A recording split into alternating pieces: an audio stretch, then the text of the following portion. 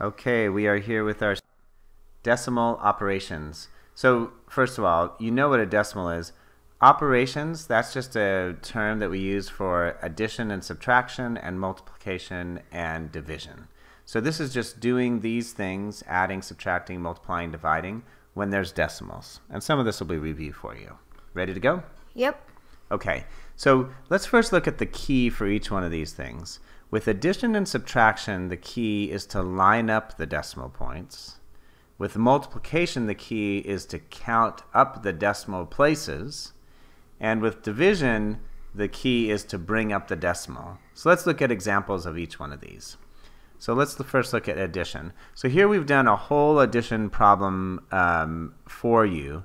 And we won't go through all of the steps of adding the 7 plus the 6 to get 13, carrying the 1, and all of that. The important thing to see here is that when we add, we want to make sure that we're adding stuff from the same place value. So the 7 and the 6, those are in the tenths places, right? Yeah.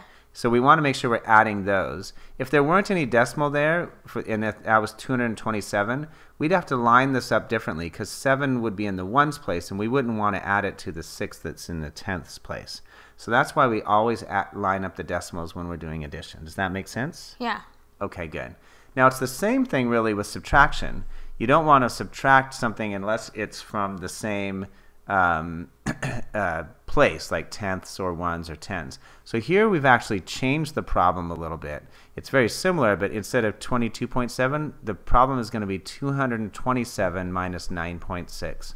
So how would we line up the decimal places there? Where's that decimal place for the 227?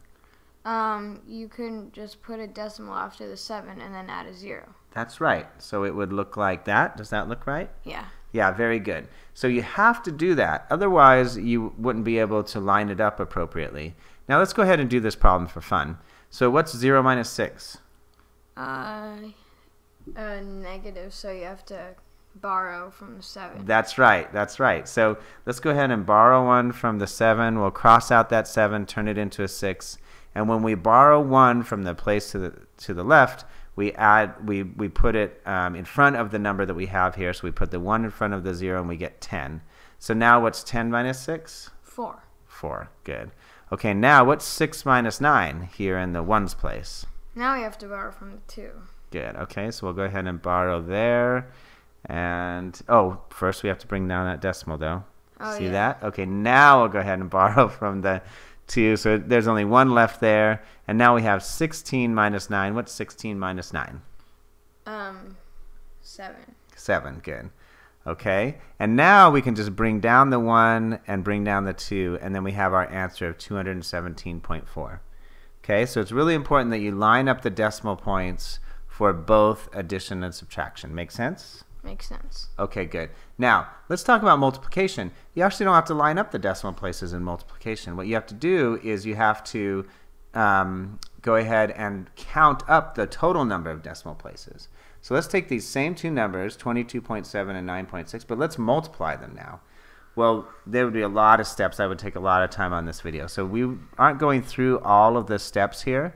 We've just put them here. First multiplying 6 times the 7, the 2, and the 2. Then multiplying the 9 by that. And so then we get to this place where we add those 2 rows and we get to this number right here. Now, here's where it's really important. You have to look back up and see how many decimal places are there. And you can see that there's one number after the decimal place here in 22.7 and the same in 9.6. So in total, how many is that? 2. 2, right? So there's 2 decimal places. So then what we have to do down here is we have to make sure that we include those 2 decimal places in order for it to be correct. So there's kind of a decimal place here, and what we do is we move those 2 decimal places over to here, and then we get to an answer that's 217.92. Make sense? Yeah. Okay. Now finally, with division, what you have to do is bring up the decimal. So here's a division problem. We've written the whole thing out, and we've done the math here for you.